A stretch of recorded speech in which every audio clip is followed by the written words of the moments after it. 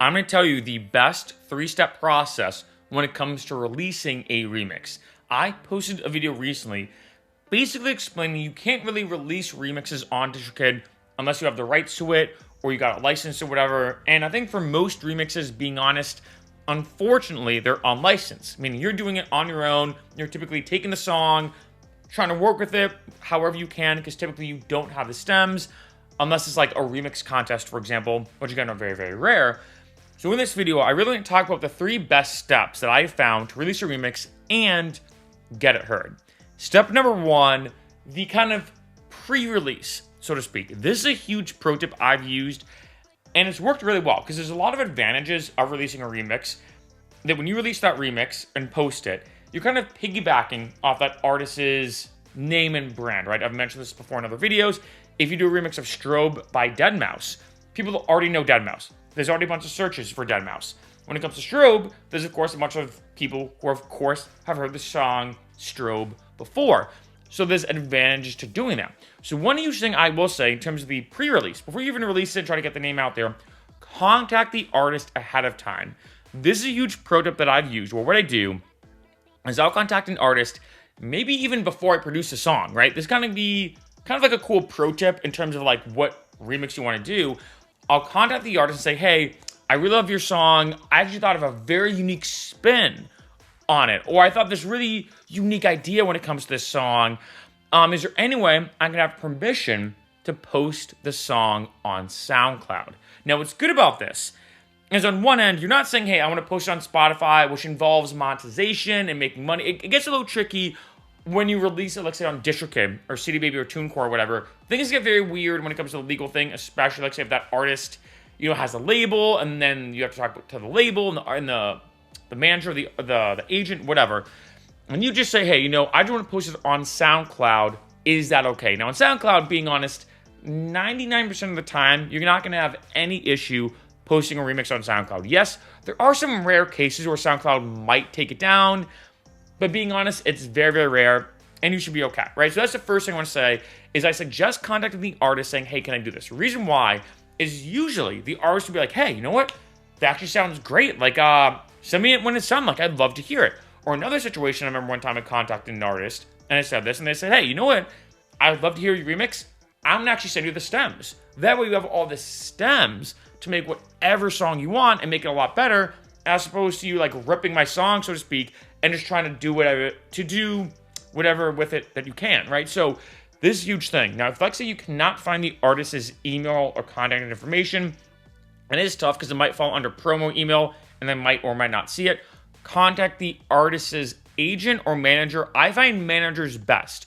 So I'd say about half the time I'll contact the artist if I can get their email. The other half the time I'll contact their manager saying, hey, I'm just a huge fan of this one artist that you manage. I'm planning on doing this remix of this song. I'm a huge fan of this song of theirs. I would love the permission to post on SoundCloud. I like to ask just in case, because SoundCloud can be a bit weird.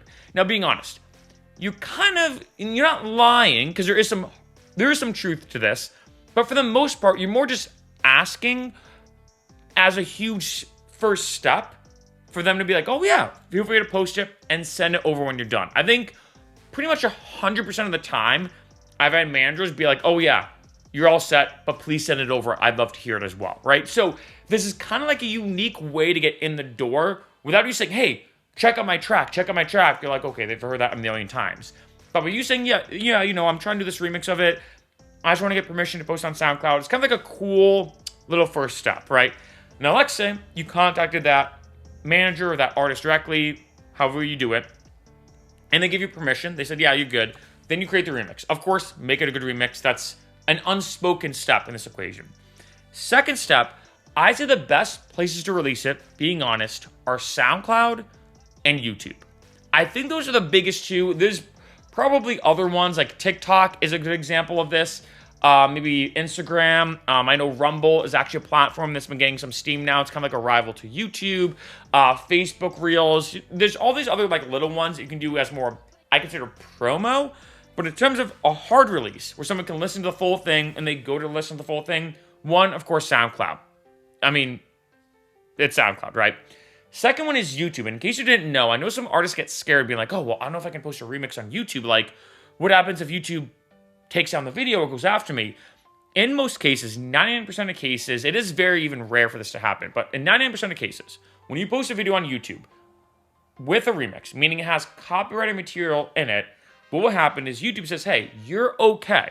You're okay to leave this video up. However, it gets copyrighted, and all that means is the revenue from that video gets sent to the original artist, which makes some sense.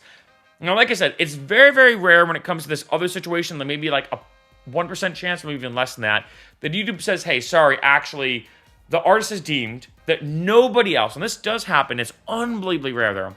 There are some artists, or even more labels, that have said, you know what, this song can never be posted anywhere on YouTube except my channel. Now, in that case, when you upload it, you won't get any bad thing happening to your YouTube channel, but YouTube will just say, hey, sorry, you're blocked from posting this. But again, it's kind of like, I don't even say slap on the wrist. There's nothing negative that happens to your account. I highly suggest YouTube for a couple of reasons. One, you can easily post it and not really have to worry about any issue happening because it probably will get copyrighted. Sometimes it doesn't. It probably will be copyrighted, but the good thing is that money will go to the original artist, which makes sense. So it's a win-win, I guess, in a sense for everybody. The second thing is SEO, or search engine optimization. Like I said earlier in this video, if I post a video of a Strobe remix by deadmau5, for example, I know that I'm going to get a ton of hits on YouTube because a lot of people go to YouTube to search for deadmau5, Strobe by deadmau5. And they might see my song and be like, oh wait, Strobe by deadmau5, the Frachero remix, maybe I'll check this out. And that happens to all of my remixes. And again, this is huge because this is a huge way for you to get a ton of traffic and piggyback off that artist's kind of already created brand, but also the song itself. Some people might say, oh wow, you know what? I love Strobe. I'm curious to see how this one artist did their own spin on it, right? And this is a huge way to kind of put those keywords. I've done some videos about things like keyword testing, keyword analysis, in terms of all the kind of nitty-gritty SEO stuff when it comes to YouTube. But when it comes to remixes, especially on YouTube, in case you didn't know, YouTube is the second biggest search engine, only second to Google, which is the biggest one. Of course, Google's Google. This is a huge way to get more traffic. I find SoundCloud doesn't really have that much SEO. I mean, the search algorithm in SoundCloud is trash. I'm going to be honest. With YouTube, it is excellent. It is really, really good. And so there are people who actually will go to YouTube and search like deadmau5 remix, Skrillex remix, or hey, you know what? I really like, I don't know, the song Rumble by Skrillex and Fred again. I want to listen to all the remixes. And I remember when that song came out, there was a bajillion remixes of it, right? So these are huge ways to piggyback off it. But like I said, when it comes to the second step now, release it, and then, of course, make sure you SEO it properly, especially on YouTube. Now, of course, as well, I'm going to say as a side note, kind of included with this, but kind of not, do some promo as well in terms of like Instagram Reels, stuff like that. This is your for original remixes as well, original tracks as well. On this video, I'm mainly focusing on remixes, but that's a big thing, especially now in the social media world. Every artist, when they're releasing a song, whether it's an original or remix, has to do that. Now, the third thing, once you're done, is to send the track back to the original artist or manager. That should be your first step. The second thing is to send it when it comes to promo emails in general. And this can be huge. The reason why is I remember learning this, that for a lot of, I'm talking massive DJs, right? And I'm like this too right now, especially right now, that a lot of DJs, to word it simply, try to look at their set kind of like a puzzle piece, where you have the full puzzle of the set, and you're trying to figure out if each puzzle piece is a track, where to place each track. And for an artist, take like, again, the deadmau5 Strobe example, or, you know, any other artist, a lot of times you're thinking, okay, this track may be good, this original song may be good, but how does it really fit into my DJ set? When it comes to sending promos for original music, it's a little bit harder, because a lot of artists are like, oh, you know what, I don't know, like, this one original song, no one really knows about it, right? No one really has heard it before, but it's a good job, okay, I'll play it. And sometimes that does happen. But with the remix, it's a little different. They can be like, ooh, this is actually a really good spin on a track. And this is why when you, let's say, go to a live performance, a lot of artists have what's called VIP remixes. They will remix their own song primarily for live performances, because they'll be playing the song, people are like, oh, I know this song.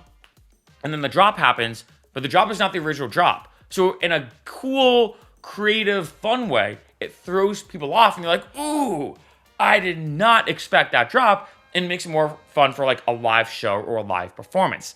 Likewise, if you send out promo emails to a bunch of artists being like, hey, I noticed that, take the song Losing It by Fisher, right? Very, very classic EDM song, one of the biggest EDM songs in the past decade. If you do a really good remix, and like say you send it to a bunch of artists, and be like, ooh, you know what? I'm already playing Lose It by Fisher. It's a classic, right? It's kind of a classic now. But this one remix is a really good spin on it. This could work really well for my live sets because I'm already playing Losing It.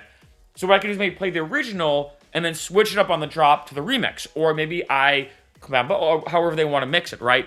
And this is why I think sending out promo emails for remixes are, if anything, in my opinion, more important than originals. And what I will personally do when I release a remix is I'll send promo emails being like, hey, here's my remix. And as opposed to me saying, oh, check it out, it's fire, some cliche line. So for example, let's say I do a really creative world house remix, because I do a lot of world music.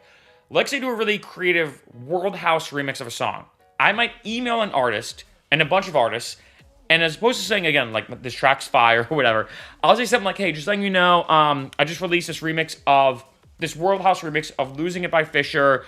I hope it's very useful for your DJ sets. I typically find it works really well, as everything leading up to the build, everything leading up to the drop is the same, but the drop's very different, so it throws people off.